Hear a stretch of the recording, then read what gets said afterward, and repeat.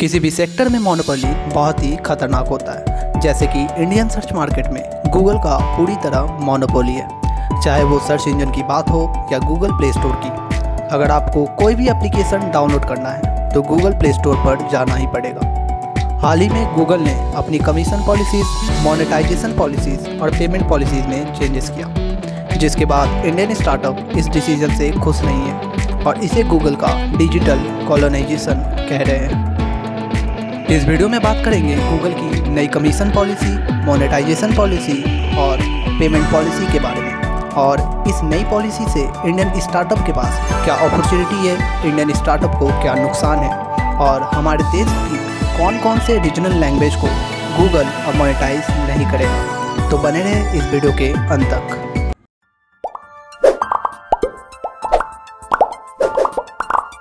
नमस्कार, मैं Vishwajeet Sharma, unicorn stories में आपका स्वागत है। तो सबसे पहले जानते हैं गूगल की नई कमीशन पॉलिसी और मोनेटाइजेशन पॉलिसी के बारे में। लेकिन इससे पहले अगर आपने इस चैनल को सब्सक्राइब नहीं किया है तो प्लीज़ कर ले। कोई भी ऐप जो गूगल प्ले स्टोर पर अपने ऐप के माध्यम से डिजिटल गुड्स और सर्विसेज बेच रहा है तो उस ऐप को 30% कमीशन गूगल को देना पड़ेगा। अब सवाल उठता है, कौन सी ऐप को 30% कमीशन देना पड़ेगा और कौन सी ऐप को नहीं देना पड़ेगा। जिस एप्लीकेशन में सर्विसेज के लिए सब्सक्रिप्शन फ़ी देना पड़ता है, जैसे बायजूस पर अगर आप कोई कोर्स लेते हैं तो उस कोर्स के लिए बायजूस को 30% कमीशन गूगल को देना पड़ेगा। इस कमीशन कैटेगरीज में गेमिंग एप्लीकेशन, न्यूज़ एप्लीकेशन और जो ऐप OTT सर्विस प्रोवाइड करते हैं या टेलीविज़न या फिल्म कंटेंट प्रोवाइड करते हैं, जैसे Netflix, Amazon prime, G5, Spotify, music application, dating app, fitness app और एडटेक एप्लीकेशन जो एजुकेशन से रिलेटेड कंटेंट प्रोवाइड करते हैं। इन सब एप्लीकेशन को 30% कमीशन देना पड़ेगा। और अब जानते हैं कौन कौन सी एप्लीकेशन को 30% कमीशन नहीं देना पड़ेगा। जो एप्लीकेशन फिजिकल गुड्स प्रोवाइड करते हैं, जैसे ग्रोसरीज, कपड़ा, घर का सामान, इलेक्ट्रॉनिक सामान। जो एप्लीकेशन फिजिकल सर्विस प्रोवाइड करते हैं, जैसे ट्रांसपोर्टेशन सर्विस, जैसे कैब बुक करना, टिकट बुक करना, क्लीनिंग सर्विसेज, फूड डिलीवरी जैसे जोमेटो, स्विगी। मतलब e-commerce, food delivery, transport services, online payment जैसे फ़ोनपे, पेटीएम, इन सब कैटेगरीज के ऐप को कमीशन नहीं देना पड़ेगा।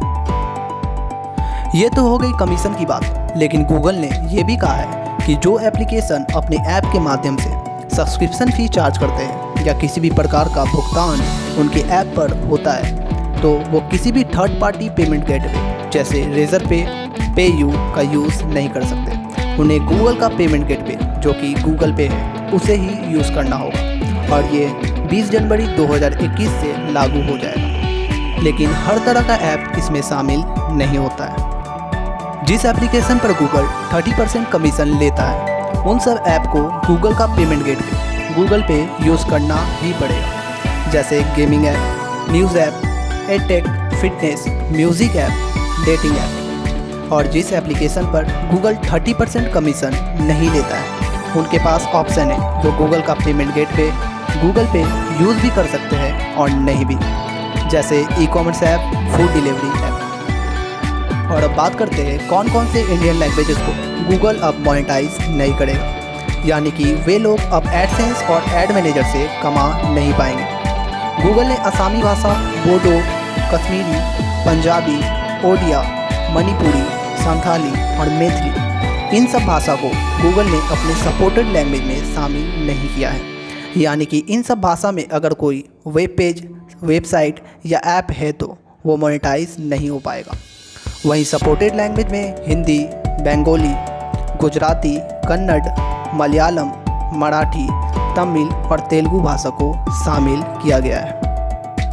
तो अब बात करते हैं गूगल की नई पेमेंट पॉलिसी, कमीशन पॉलिसी और मोनेटाइजेशन पॉलिसी से हमारे देश के स्टार्टअप और कंटेंट क्रिएटर को क्या नुकसान है। हाल के 3-4 साल में भारत में बहुत सारे स्टार्टअप शुरू हुए और ये सब अभी इनिशियल स्टेज में हैं, और गूगल के 30% कमीशन से उनके रेवेन्यू और प्रॉफिट में असर पड़ेगा।